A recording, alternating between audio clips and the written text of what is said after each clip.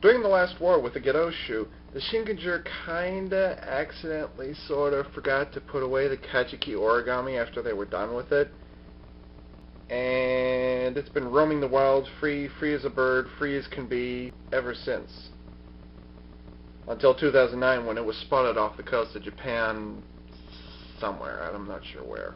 Anyway, Shinken Blue is sent out to go catch it, while the others go out to intercept a new Ayakashi monster, which is literally a monster that hangs out at the bottom of the mythical Sanzu River, who has the ability to create this poison that infects humans and makes them really sick, and they die within a few days. Well, as it turns out, the ancient texts from the Shibu clan say that the Kajiki Origami is the only thing that can cure this poison. Fortunately for our heroes, the Kajiki Origami is soon recaptured by Shinken Blue, and the cure is conveniently spread throughout the city. Woohoo. Wow, what a lousy excuse for introducing an accessory mecha, huh? Anyways, on with the show. The Samurai Gattai Series number 2, Kajiki Origami, comes with the Kajiki Secret Disc.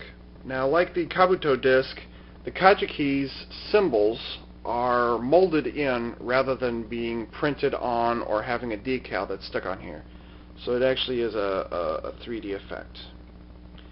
Well, 3D effect, whatever. And then the black images you see here are raised, they're raised from the plastic, and then the black is stamped on.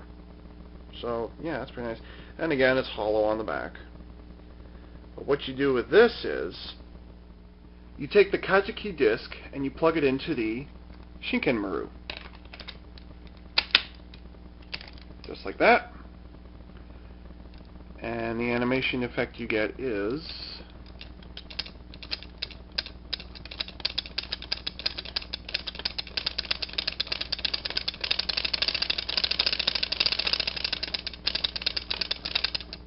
which is actually kind of nice. It is interesting to note, though, that 2 of the animation slots they use have no animation in them whatsoever. Okay, whatever. As with the Kabuto origami, the Kajiki origami can also store the Kajiki disc on itself. Stick there, lock it in place. It'll hold, and then just fold this back up. And there you have the completed Kajiki Origami. Strictly because of transformation joints, the only posability that the Kajiki Origami has is the PVC fin here and the PVC mouth. And even in the show, the mouth doesn't open. So that's kind of a cheat right there. But anyways, it's got 3 wheels on the bottom,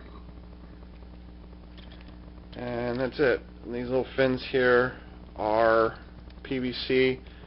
And so is the nose. These projectiles here are ABS, but I'll get to those in a moment.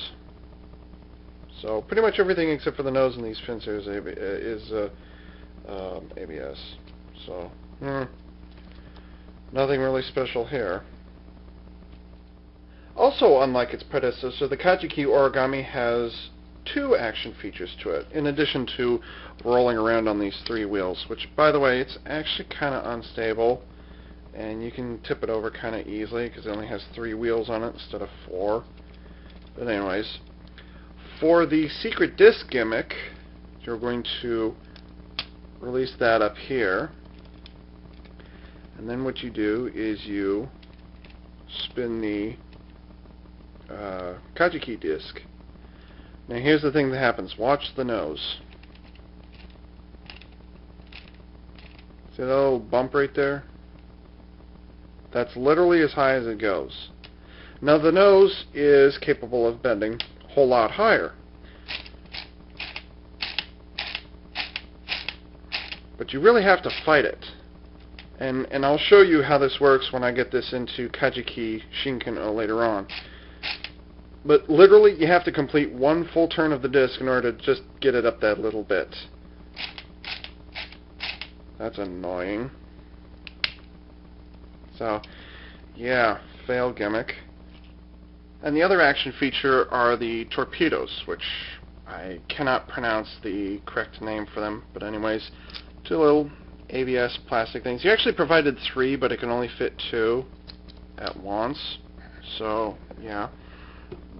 And there's a trigger on either side. But here's the thing. They're not spring-powered. They're dependent on how hard you push down, or how fast you push down. So watch how far this thing actually goes. That's it. That's not even 7 inches from here to here. So, yeah, that's the other action feature.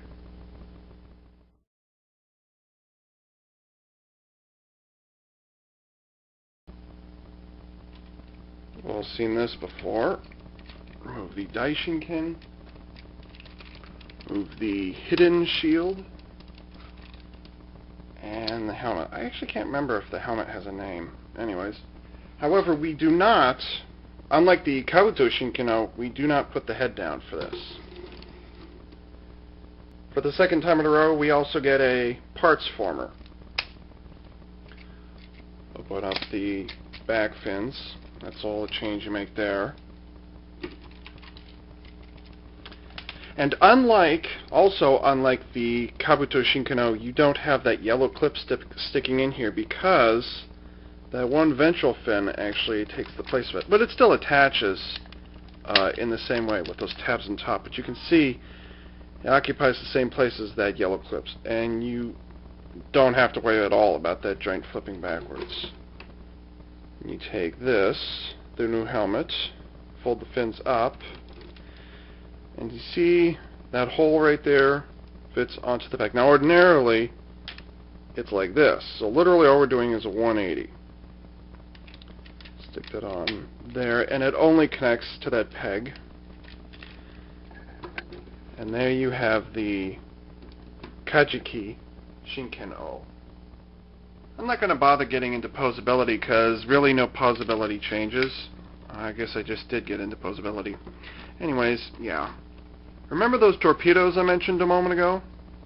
Trigger back here, torpedoes right here. Watch how far these torpedoes go, okay? Watch this. It doesn't even clear the tubes. Now, that's pretty bad. I'm actually going to try and do a better take here. Okay, it barely clears the tubes. Huh? What? Really? So, yeah, that sucks. But really, for this particular segment, I just want to get into one thing, and that is the finishing attack feature that it has, which is actually rather simple to set up. Remember that mouth I was talking about earlier? Well, here's the mouth. It goes down like that. But then, the beak actually goes upwards like that. Wow, upwards. And then you take the Daishinken, stick it right in the middle, and it fits mostly with frictions. There's a light click in there. But anyways, yeah, there's that. And it actually does this in the show, by the way. And what you do, you release the catch lever, and then you simply tilt it forward. And that's it. That's the action feature right there. Or you could just, push it yourself. So if you saw that video of the Kabuto Origami, then you know pretty much where I stand on the gimmicks of the Kajiki Origami as well. Many of the issues that I had with the Kabuto Origami also apply directly to the Kajiki Origami. Doesn't have a kanji symbol associated with it. Doesn't transform like any of the origami from the Shinken-Oh. Lack of posability, except for transformation joints, but even then. It's a block former. It's a parts former. Oh, and it has some not-so-great action features. Like, those torpedoes, what are they there for anyways? I mean, shouldn't the special attack feature of the Kajiki Origami be that it's sharp and it's fast and it can poke you real easily? Shouldn't it have some kind of a swimming feature or something? Oh wait, that's right. It already has that in the nose. If that's the case, why does it have the torpedoes? And by the way, these torpedo features fail. But seriously, it's that secret disc gimmick that just kills me. Look at this. I mean, you twist this around and all it does is... Come on. That's it? I mean, that's all it does? That's not even half an inch. That's not even, what, 5 degrees? That is pathetic. Why even bother putting the gimmick on there? At least have the nose, like, have the mouth drop down, or have it, like, bounce really high up and down. You watch it on the show. Oh, yeah, by the way, and have the nose be, like, extra long, like, way out here, because it's supposed to be a swordfish, a marlin, and swordfish, the reason they're called swordfish is because their noses are really long, and this guy looks like Flipper dressed as Mr. T. He's got a little bling back here, he's got a mohawk, he's got the squinty eyes. The other thing I don't like about the Kajiki is it's also a little bit on the front-heavy side, so I don't really think that counts as a pose, but whatever. And once more, we are haunted by the massive, immovable wing, which can also, you know, connect to the Bakuryu joints from the, what was it, the mecha from Bakuryu Sentai Abaranger. You can do that. But why would you want to? So, again, by itself, Kajiki Origami, not impressive at all. Not one bit. In fact, does that even really look like a fish? I mean, these are actually fins down here, but the body is way up here. It's like it threw its fins up in the air and said, I surrender, do whatever the hell you want to with me, I don't care. As long as you put a pointed nose and a mohawk and fins on me, then it's okay. I mean, what the hell is this? What is all this? And, oh yeah, by the way, what's up with that symbol under there? I've been watching the show. They don't reference it in the show, but I'm really wondering if those don't have some kind of hidden meaning to them, or if they're going to be relevant in some fashion later on. So is there actually anything good about the Kajiki Origami when it's all by itself?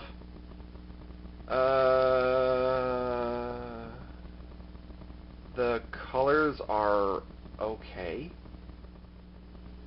The Kajiki Shinken-O is better than the Kabuto Shinken-O in one crucial way. If you saw my rant, you heard me talk about this.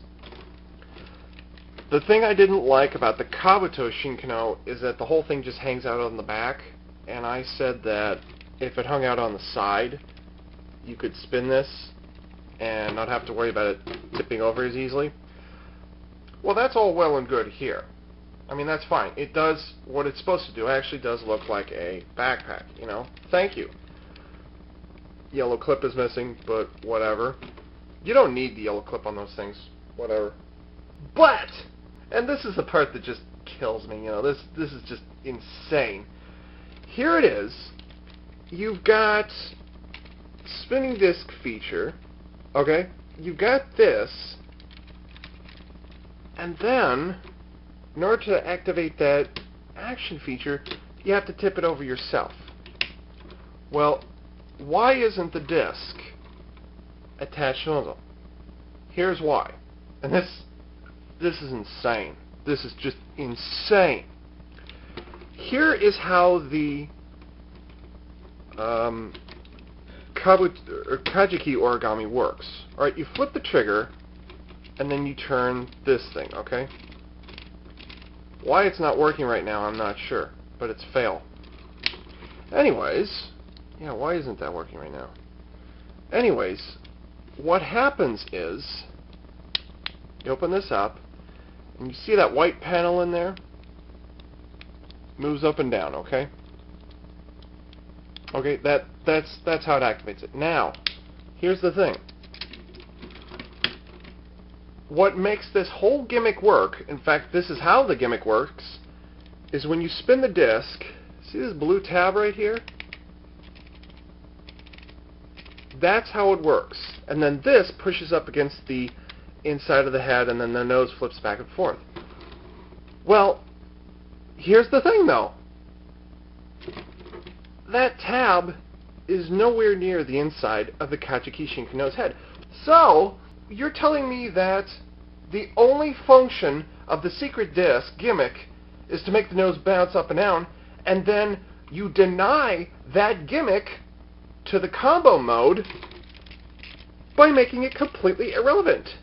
And on top of that, you have to tell it It's not even you turn this and it bounces forward. No, you have to turn it down like that. I mean, what? Huh?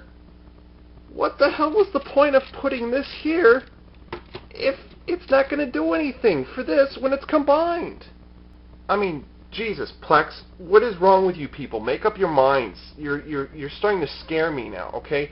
Your only gimmick is now completely useless in the alternate form, whereas it was fully functional in the Kabuto Shinken-Oh. What the hell, people? That is awful. Just, you know, I'm kind of at a loss for words for how bad this is. Oh yeah, and then you make the torpedoes available, but then, you know, they can hardly clear the launchers. Useless. In the show, yeah, by the way, he does flip, or he does bend over at the waist, by the way, and fires off the torpedoes, but whatever. So, the only things that this toy had working for it when it was alone are now absolutely, totally, completely useless in the combo form. What the hell? Oh, and there's something else, and this is not just applicable to the origami line. This is also applicable to the Maji Majin from Mahou Sentai Magi Ranger and the Go-Go vehicles from Go-Go Sentai Bokenger, okay? This applies to both of them. Now, we already know that the fist is closed on the backside, so you can't stick the Daishinken all the way through. Okay, we know this already. Here's the problem, though. In the series, when the Kajiki Shinken-O is being used, the Daishinken transforms into, and I'm going to say this around, the Naginata mode, where it's not just a sword on one side, but it's actually two swords, you know, on opposing sides. So it's very Darth Maul dual lightsaber type stuff, you know?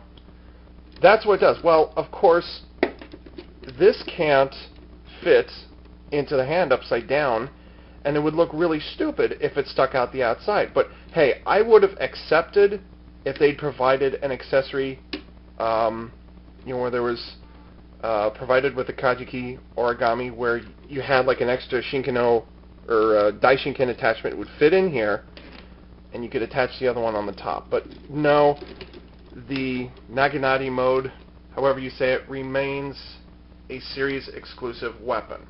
That's a shame, really, because it actually is kind of cool in the show. Even though they don't use it very much, it's still pretty cool. It would have been nice to see.